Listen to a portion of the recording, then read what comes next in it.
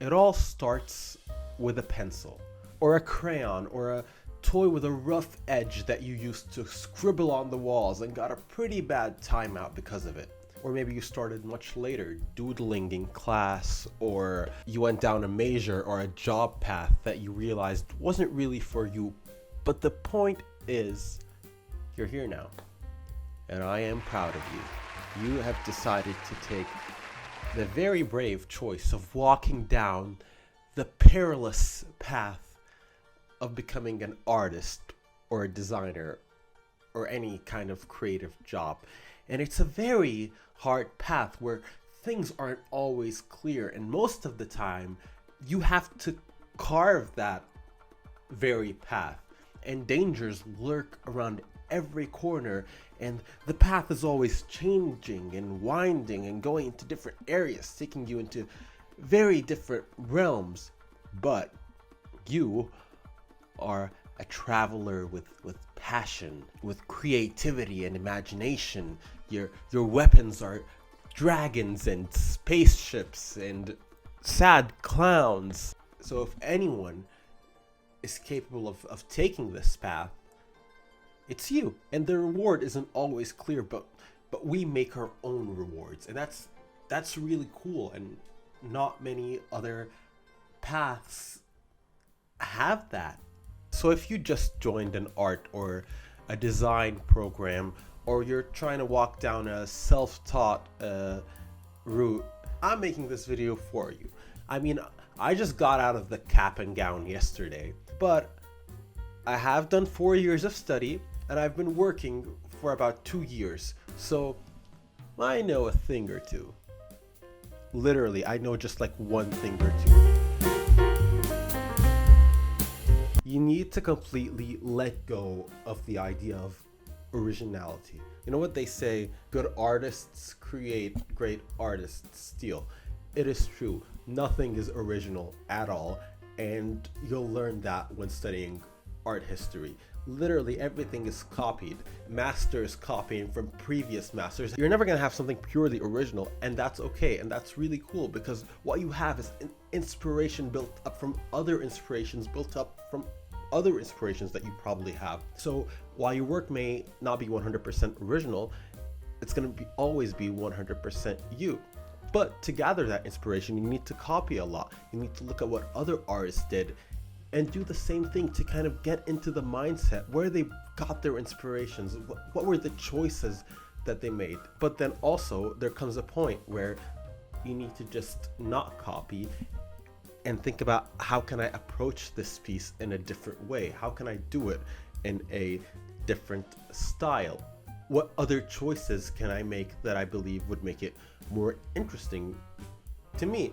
Because in the end, why make more of what's already out there? But then one of the other more interesting places to find inspiration other than from other artists and artwork is real life. You can find inspiration from the people on the street, from the conversations they have. You can look at like the tiny behaviors they do and just notice that and put that in your head. Take your sketchbook and just go out there and sketch from real life, gather ideas. You're doing graphic design, look at the street signs, the restaurant brand identities that you see out there.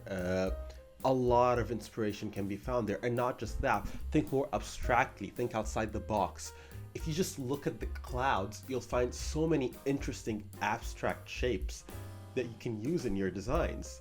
And that way you're kind of just working your brain, you're working the imagination, and you're taking these things that are so pure from real life and just putting your own spin on it.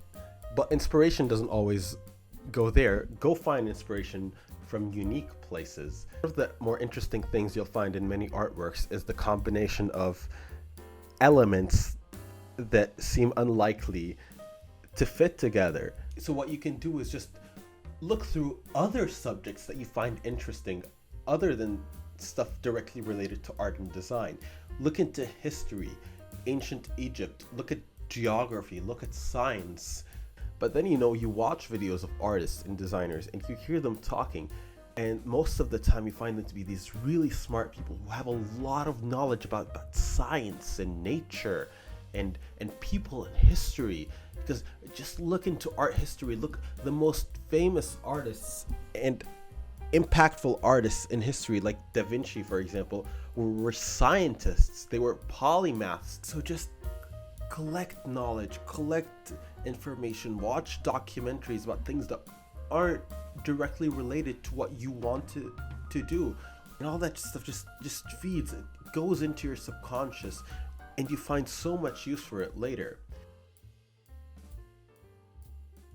A piece of advice I always give first year students is that the work you do outside of the classroom has to be as much as or even more than the work you do inside the classroom. And by inside the classroom, I mean like not just classwork and projects, but also the assignments, the stuff you take home. Because the thing is, for universities, what they're trying to give you is mostly the tools, basically what you need to get started, because sometimes that part is the most complicated part for you to find online or in courses. However, after that, you're good to go. What you do with the tools, they're not going to teach you that. They're not going to teach you how to use your voice. That's up for you to discover. You can look up art books. There are so many resources, so many books that you can learn from. Check out your university library. Borrow any book on art or design or any field that you find interesting. Look up tutorials on YouTube. You can really fill up a whole library with the amount of stuff you can find on YouTube, the amount of stuff people just put out for free. But not just that, there are so many other paid options as well. So many online courses that aren't really that expensive and are completely worth it.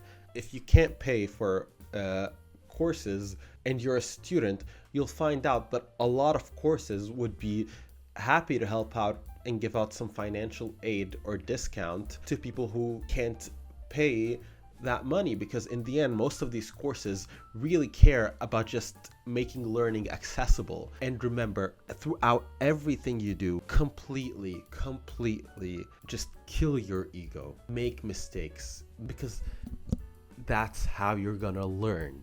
You're not gonna learn if you do everything perfectly, especially if you're a first year. Please kill the perfectionist. Leave him out at the door. That perfectionist that says that something is not good enough, that says that you can't make mistakes, that says that the artwork needs to be perfect.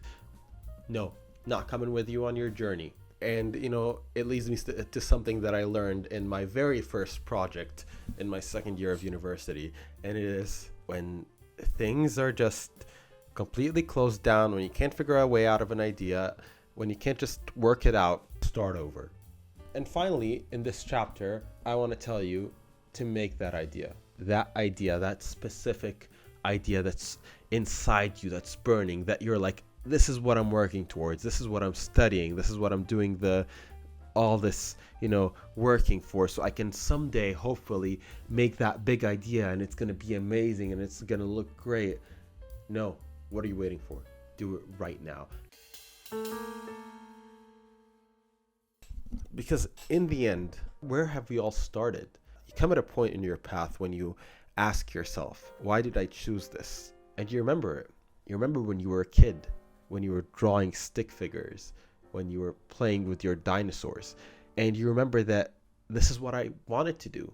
I didn't just want to be tense. I didn't just want to, be anxious about my artwork. I didn't want to make the perfect drawing. I wanted to play. I wanted to make a world. And then you try to find it. You try to have fun. You try to be loose. You try not to think too much. And you try to just enjoy it. Enjoy the work that you're doing. You have to look forward to working. You have to loosen your grip on that pencil and just let it flow. One of my favorite books ever, especially about art, is Stephen King's On Writing. And in the book, he mentions how the most important part of writing any story, any piece of writing, is honesty. Because, okay, yes, there's the technique of writing, but in the end, it all comes down to honesty. And if you're honest, how can you ever make something bad? And that applies into everything else. Unless, you're making an app where, in the end, user experience is the most important thing. All I want to say is the ending message for this video is that we should become the creatives we want to be in the future right now. And don't forget about that little kid that used to play, that used to scribble, and just bring that kid back. Bring that kid back into your workspace. And that is the best advice I have on starting out being an artist or designer. But most importantly, and the most important lesson that I learned throughout all of these years of hard work is to hit that subscribe button. Oh no, I can't do that. No. Oh God, that's not that. I thought that was funny when I wrote it down in my notes, but just saying it out loud, I hated it. I hated that.